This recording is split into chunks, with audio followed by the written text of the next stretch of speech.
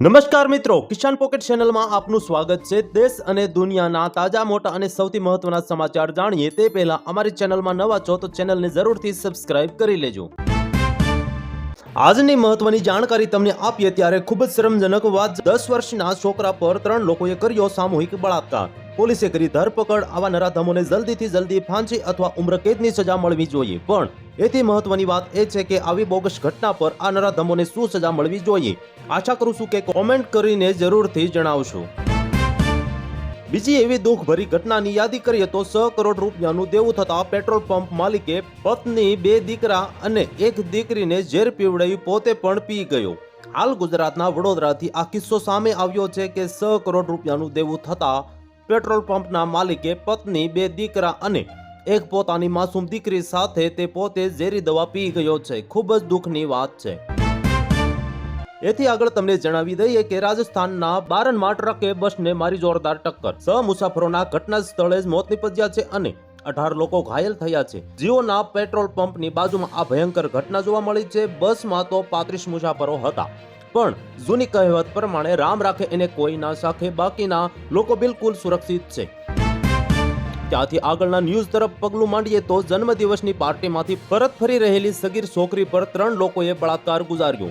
જ્યારે તેણીએ ડરીને કોઈ અજાણ્યા ટ્રક ડ્રાઈવર પાસે મદદ માંગી ત્યારે તેણે પણ તેની સાથે બળાત્કાર ગુજાર્યો। મલકાનગીરીની આ વાત છે। બહુ જ દુઃખદ ઘટના છે, પણ આશા કરીએ છીએ કે ઓડિશા પોલીસ આ સગીર દીકરીને પોતાની દીકરી માનીને ન્યાય અપાવે। તેથી આગળ વધીએ જૂનાગઢના જંગલમાં પુષ્પા સ્ટાઇલથી વનકર્મીઓ પર હુમલો કરી ચંદન ચોરો ફરાર થઈ ગયા। ગુજરાતના જૂનાગઢના જંગલમાં પણ હવે પુષ્પા ફિલ્મ જોવા મળી છે, તો પુષ્પા સ્ટાઇલથી વનકર્મીઓ પર હુમલો પણ કર્યો અને ચંદનની ચોરી પણ કરી, પરંતુ સદભાગ્યે કોઈને ઈજા થઈ ન હતી અને ચારો અંધારામાં ભારે વરસાદનો લાભ લઈને ફરાર થઈ ગયા હતા। ત્યારબાદ વન્ય પ્રાણીઓમાં જીવ બચાવવા માટે મોટા ભાગે સરકાર ધ્યાન દોરે છે। એવામાં વાડીમાં રાખેલ ઇલેક્ટ્રિક ફેન્સિંગના કારણે મજૂરના થયેલ મોતના ગુનામાં હાલ થયો છે આરોપીનો નિર્દોષ છુટકારો। પરંતુ ખેતીમાં ઇલેક્ટ્રિક શોર્ટ ના મેળવા જોઈએ। વન્ય પ્રાણીને શોર્ટ આવે અને કોઈ જાનહાનિ થાય તો ખેડૂત ઉપર કલમ 302 મતલબ મર્ડર કેસ પણ લાગી શકે છે। તો ખેતીમાં ઇલેક્ટ્રિક શોર્ટ મેળનારા લોકો ચેતી જજો। એના પછીની કંઈક નવી જાણકારી તમને આપીએ તો ઝાલાવાડમાં દારૂના 6 દરોડા, 20.67 લાખની મત્તા સાથે 3 આરોપી પકડાયા, પરંતુ પકડાયા એ 3 વોન્ટેડ। અહીં એ પણ વિચારી શકાય કે મહાત્મા ગાંધીના રાજ્યમાં દારૂબંધી છે કે હપ્તાખોરો માટે રળવાનું સાધન। માટે દારૂબંધી હોવા છતાં ગુજરાતમાં રોજબરોજ આવા દારૂના કિસ્સામાં આવતા હોય છે। ત્યારબાદ અમેરિકા ન્યૂઝ તરફ વળીએ તો ઇતિહાસની સૌથી મોટી ડીલ અહીં અમેરિકામાં જોવા મળી છે। દુશ્મનાવટનો અંત લાવીને ટ્રમ્પે કરી જાહેરાત। 55,000 કરોડ ડોલરનું રોકાણ, લાખો લોકોની બદલાશે જિંદગી। આગળ વાત કરીએ તો સાયબર ક્રાઇમ વિશે તો હાલ ભાવનગરનો કિસ્સો સામે આવે છે કે ભાવનગરમાં ઓનલાઈન ઠગાઈનો વધુ એક કિસ્સો। મહિલાને મફત ડ્રેસની લાલચમાં ₹17,150 રૂપિયાનો ચૂનો લગાવવામાં આવ્યો છે। મોટા ભાગે રાજકારણમાં હોબાળા જોવા મળતા હોય છે, પણ અહીં રાજીનામાને લઈને મોટો હોબાળો જોવા મળ્યો। જગદીપ ધનખરના રાજીનામા પહેલા રાત્રે 9 વાગે રાષ્ટ્રપતિ ભવનમાં મચ્યો હતો મોટો હોબાળો।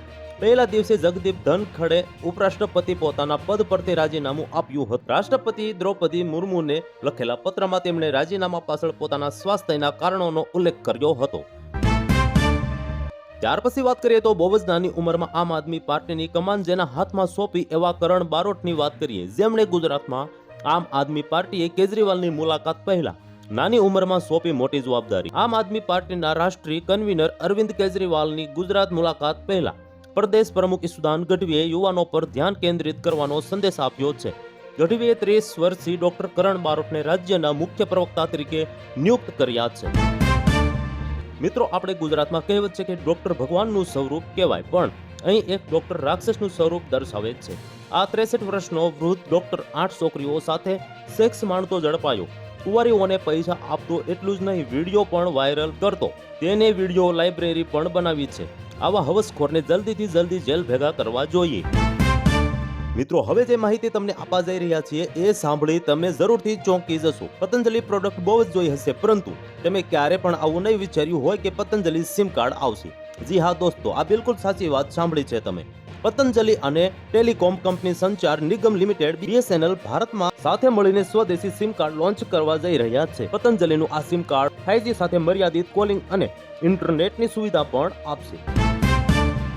ત્યારબાદ હવે વાત કરીએ એવા લોકોની કે જેની ઉપર જનતા વિશ્વાસ રાખતી હોય છે, પરંતુ અહીં ઉલટી ગંગા બહે છે. અહીં નેતાના દીકરા દારૂની મહેફિલ માણતા ઝડપાય છે. ત્યારબાદ દારૂની મહેફિલમાં પકડાયેલો ભાજપના નેતાઓના પુત્ર અને સગાઓને છોડી મુકાય છે. 100 માંથી માત્ર 39 સામે જ ફરિયાદ નોંધાય. એનાથી કોઈ પ્રોબ્લેમ નથી, પણ માત્ર બ્રેથ એનાલાઇઝર ટેસ્ટના ભરોસે છોડી મૂક્યા.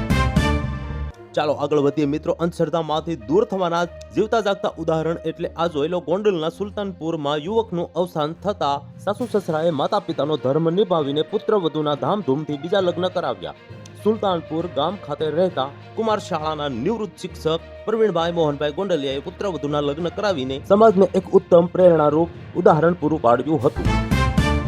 તો મિત્રો આજ માટે આટલું જ છે. રોજની નવી અને ખાસ માહિતી લઈને જલ્દી આવીશું તમારી સામે, પણ એ પહેલા અમારી ચેનલને સબસ્ક્રાઇબ કરી દો, જેથી અમે તમામ માહિતી તમારા સુધી જલ્દી પહોંચાડી શકીએ. તો સ્વચ્છ રહો અને આજુબાજુના વિસ્તારને સ્વચ્છ રાખો. જય હિન્દ, જય ભારત.